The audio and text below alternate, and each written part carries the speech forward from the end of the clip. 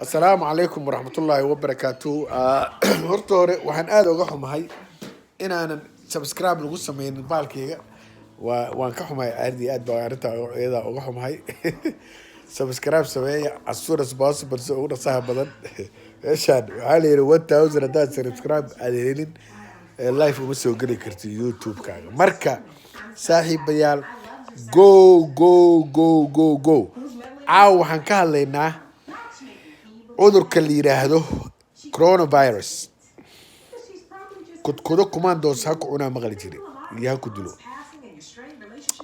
marka dib iskugu noqda coronavirus wuxuu u baahan yahay in la iska taxadiro taxadirku waa shay qaali ah inkastuusan qof muslimna ku dhaceynin oo ilaahay ka baqaya oo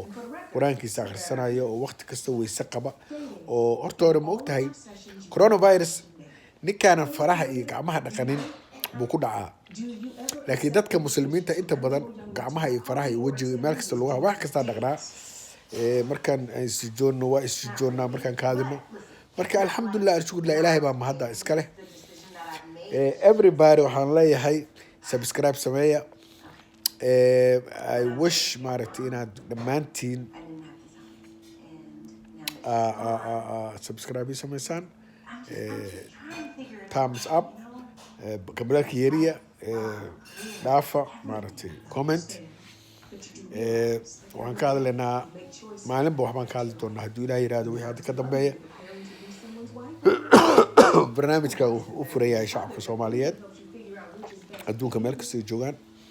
waxaan ilaahay uga baryayaa ilaahay cudurkan xun ee hadda fasti u socda ilaahay inuu ka badbaadiyo dhammaan annagoo dhan ilaahay inuu naga badbaadiyo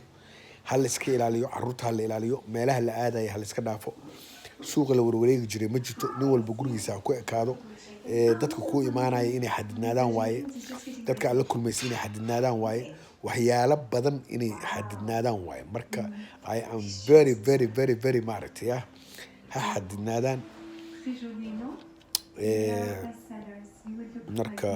insha Allah bilkarim waa insha Allah waa isku soo noqonaynaa السلام عليكم